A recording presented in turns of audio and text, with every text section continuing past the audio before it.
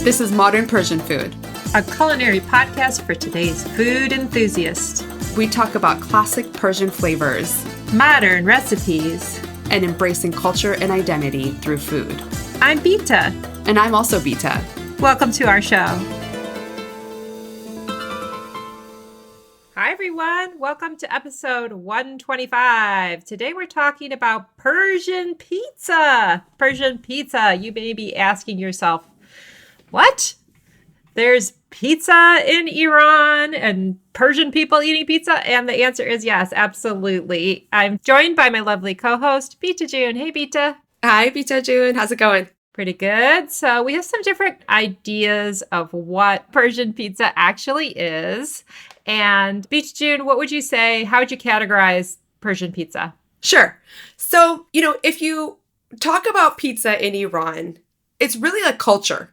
People will kind of have this pizza culture. The young kids will go out, they'll go to the mountainside and hang out and go door, go drive around. And a lot of times get these pizzas or bring the pizza with them to the mountainside or have the pizza delivered there. And a lot of times, it was actually referenced in one of Anthony Bourdain's, profile on Iran when he did that really special episode. Oh, cool. At the very end, he talks about Persian pizza just a little bit too. And it's a little bit different. It's not your typical type of pizza. It's loaded with toppings, sometimes unconventional toppings. Sometimes the sauce is actually served on the side. They'll put it on the side in little packets and you can kind of pour it on and kind of customize it yourself. Full of toppings, sometimes some toppings that we're not necessarily used to over here. A lot of vegetables, maybe sometimes kind of sausage type of hot dogs or different sliced meats that'll be on top of the pizzas. A lot of times here in the US, our pizzas here don't necessarily resemble an authentic pizza that you would get in Italy. And in Iran, it has its own version and its own kind of culture of hanging out and eating this fun food together with friends out and really enjoying it. When I think about pizza, Persian pizza here in the States, what I have seen is falls twofold. One side of it is using Persian bread, like a barbari, as the base of it.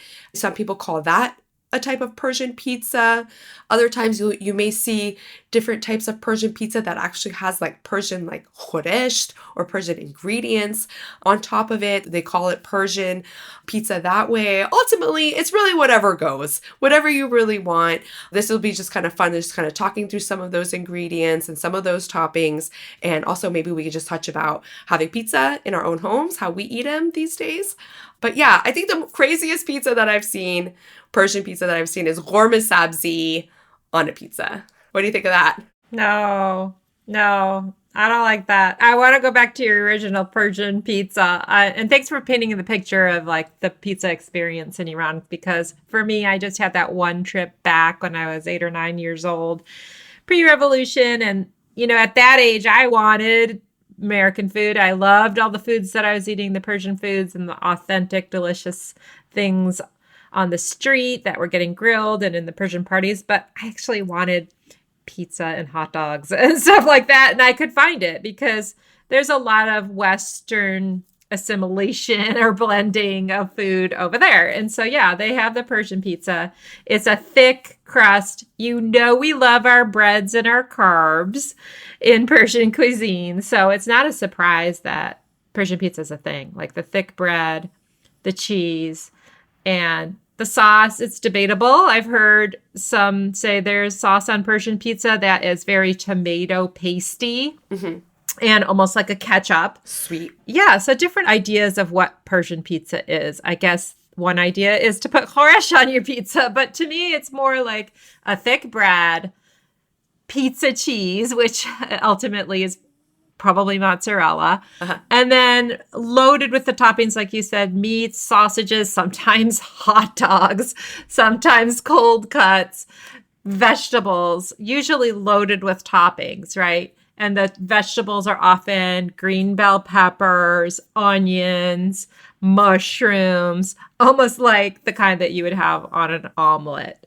A handmade dough and nice, thick, fluffy dough. So, Yeah. but we want to talk about Persian inspired pizzas as well. So, if I were to make a Persian inspired pizza, I'd probably put a little type of a Persian spice in some form or another. Like maybe I would saute my onion in a little bit of saffron or turmeric to kind of bring out the unique flavors and make it different. Yeah, that sounds delicious.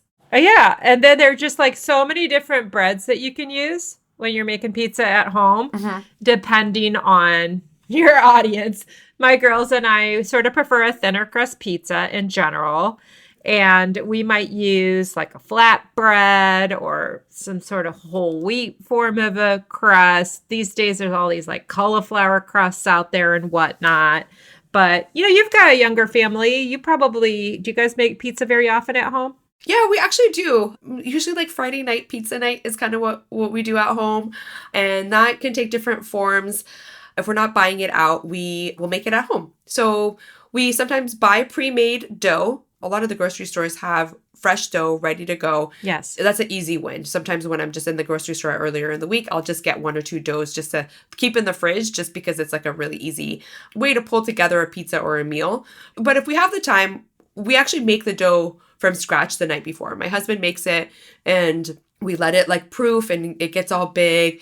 And then we kind of just make like a big pizza. We can either make like a sheet pan pizza, which is a little bit easier, or we'll divide it out and everyone kind of makes their own. We roll out the doughs and then we put our pizza sauce on it. And the pizza sauce, we actually make the pizza sauce at home too, using San Marzano tomatoes. Those are the best tomatoes to use if you're going to be making your own pizza sauce with some fresh basil. Wow, Yeah. super from scratch. No ketchup sauce in your house. No, sir. This is delicious San Marzano Italian tomatoes. We actually make it in the Instant Pot and then freeze it. We actually freeze it in little containers or actually in an ice cube tray. You're freezing your sauce? Yep. Yeah, we freeze our sauce. And it's great because then, you know, Friday night comes out, you just defrost some of the ice cubes of the pizza sauce and you get some shredded cheese, mozzarella, and a slew of different toppings. Olives are always a big hit in our house. I love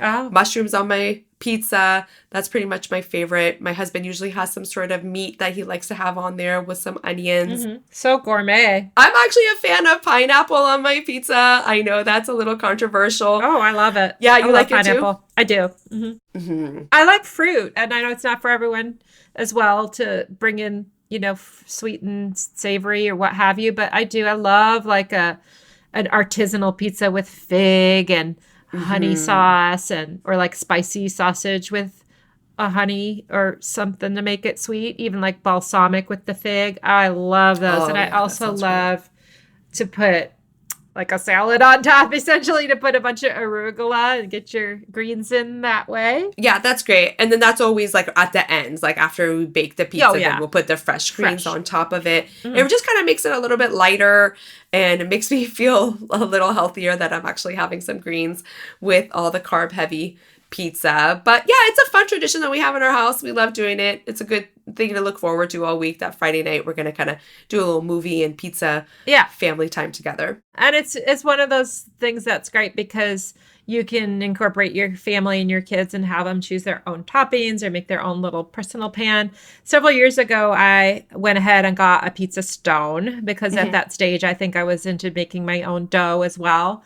I have a stand mixer, and I'm sure that your husband's dough is probably really delicious, but I experimented with some healthy whole wheat options of dough, and I like my stone. And it's interesting. So I think you put it in. Yeah. It's been a minute since I've done this, but I think you put it in and let it get hot. And then you don't actually wash it. I remember that. You don't really wash it in between. It's supposed to get like a little stain on it. The oils and the, oven bakedness onto the stone. Yeah, we have a pizza stone too. You put that in the oven before we even actually start cooking. You crank the oven hot. Yeah. Pretty much as hot as it'll go. So it is a little bit tricky with a pizza stone because it's helpful if you have a peel. And for people who don't know what a peel is, it's like they have it kind of at the pizzeria. It's the big wooden handled, looks kind of like a cutting board, but with a big handle, and they can kind of slide the pizza off off of it, and that's how they take the pizza in and out of the oven. It's a little bit of an art to try to like slide it on there without it sticking, so it takes a little bit of practice, but it helps if you have a little bit of flour on the board first. And it's super hot, so because it is super hot, and when you get it in the oven, it doesn't take as long to cook. It makes me think of like those big either coal ovens or wood fire ovens that get super, super hot. And so the pizzas in those types of ovens are just so crisp. And it takes like, in those ovens, it takes like 60 seconds for like a pizza to get cooked all the way through. But at home, it probably takes like up to like 10 minutes, depending on how loaded it is with toppings. And yeah, a pizza stone's a great way to get like that nice crisp crust and a little bit of char action. I don't think we've ever washed ours either. It does a little bit of stains on it, but it just becomes non-stick. Like once the pizza actually cooks a little bit, it like detaches from the pizza stone, and then you can kind of move it around and pull it out. Yeah. But yeah, super fun. Just be really careful. I mean, that pizza stone is going to be like well over 500 degrees. So careful with your fingers. I really like a salty cheese too. I could sometimes, depending on my mood, just have a cheese pizza. I know that we met you in San Francisco at a happy hour recently. Oh, yeah, that's right. Yeah, we just basically scarfed down a couple of pizzas before we even had dinner. Yeah, Beretta off of Divisadero. Fun little spot. We had a good time. Yeah, so fun. So unique toppings, and we love our shortcuts. So again, back to the type of bread you use. You can pretty much use almost anything. You could use a pita if you want to keep it super healthy. You could use like a whole wheat pita. It's round anyway, right? And add whatever sauce. If you want to make it really easy, you could get already pre-made pizza sauce. Yep. Get your shredded cheese and, do it Persian style. Use some cold cuts. Chop up some ham, put some pineapple on there, and put it in your toaster oven. There's lunch. Yeah, so totally. It can just be as simple as you want it to be, kind of using the ingredients you have on hand, or you can kind of seek it out and make it a little bit more special. Maybe use some special cheeses, maybe use a little burrata, creamy burrata to elevate it a little bit with those figs that you were talking about on top of it with some prosciutto maybe, and have a little specialty pizza. Yeah, and we want to encourage you. I didn't mean to poo-poo on the Ghorba Sabzi pizza, but if you wanted to try to incorporate some Persian cuisine on top of your pizza, there's a lot of things to try. You could grill some eggplants and put some sauteed onions, and the sky's the limit. So ultimately, it's just a base to then use as your playing field. And we're going to love hearing about what you end up coming up with as your version of your Persian pizza. Yeah. So this was just a short and sweet episode. We just wanted to reference Persian pizzas and call out that there's a real Persian pizza culture in Iran and how we eat pizza in our own homes. So we hope that you've enjoyed that. And we have a Ask the Beats if we're ready for that, Bita June. I'm ready. This Ask the Beats comes from Roya from Northern California and is in reference to a dish that you posted recently. You had a beautiful tiered tagine. And if someone doesn't know what a tagine is, it's an inverted rice casserole that I'll let you explain a little bit more. But the question is, how did you flip your work of art double tagine cake? Oh my gosh. So tell us about it. Oh, I was so proud of this tagine, and it actually was a total surprise and like a last minute decision on my half. We had some extended family coming over for dinner on my mom's side, and they were visiting all the way from Australia. And so, it's a rare treat for me to have my uncle and my aunt, my cousins from Australia come to my house. There's only been one other occasion that they did so. So I wanted to pull out all the stops. Sure. So first of all, I made a double batch of my tagine, which is a lot of rice and yogurt and eggs and saffron and chicken. And I tried to make it in more of a traditional way.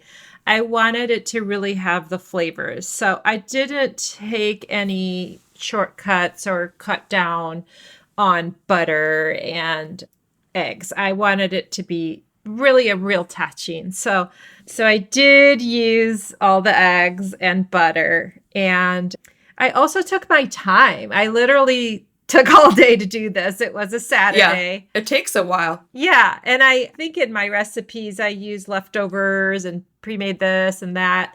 But I did it all from scratch. I mean, I made the rice just for this purpose. I cooked the chicken just for this purpose with the spices. So I kind of did all of the steps. And then I ended up with 2 Pyrex dishes layered with the tagine. And it so happened, I'm telling you, I did not plan this at all. But it so happened that one of the Pyrexes that I have is a full-size normal rectangular shape. And the second one I have is slightly smaller. It's all I had. And so I used it.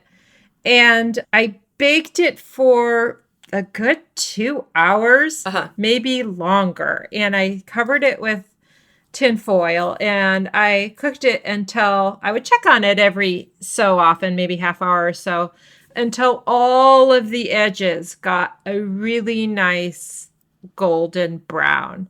I wanted everyone to get some tahdig and crispy rice out of this.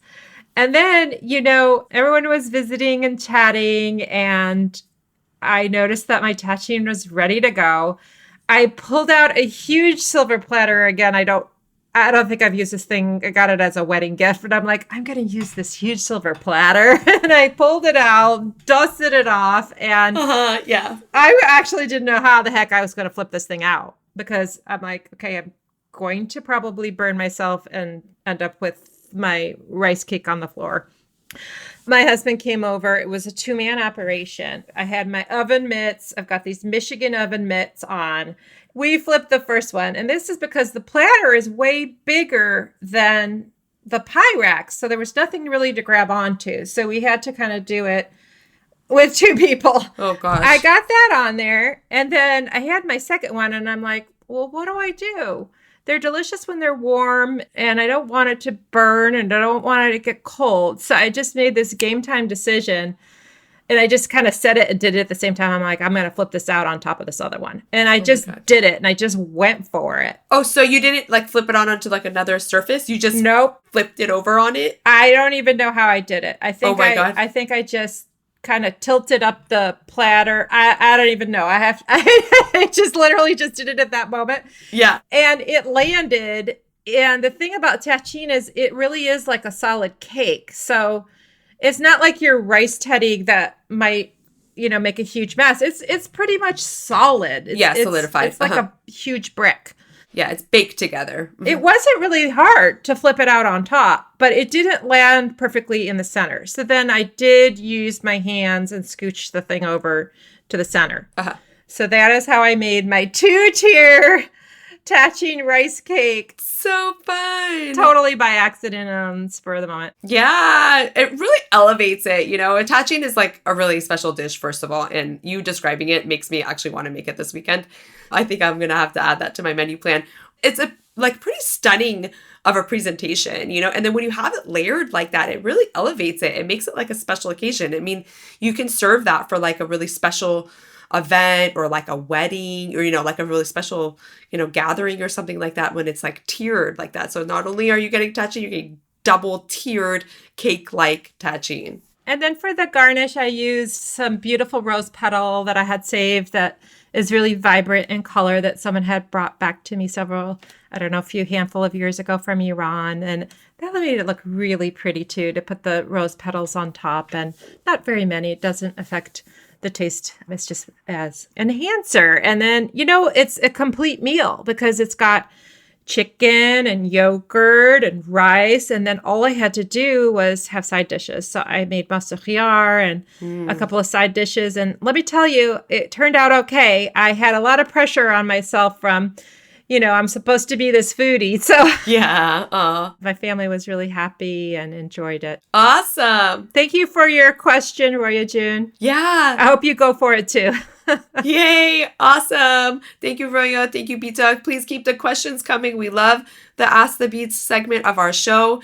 If you like this episode, please give us a thumbs up and give us a rating or review on whatever podcast player app that you're listening to on. And be sure to subscribe so you get the new episode every single week. Great. Bye, guys. Bye. Have a good day, everyone. You've been listening to the Modern Persian Food Podcast with Bita and Bita. Thanks for spending time with us. If you've enjoyed what you heard today, consider telling a friend or giving us a good rating. You can subscribe to our show for free on your favorite podcasting app or find us online at modernpersianfood.com or on Instagram for the recipes and information we talked about today. We'd love to hear your thoughts and see you next time.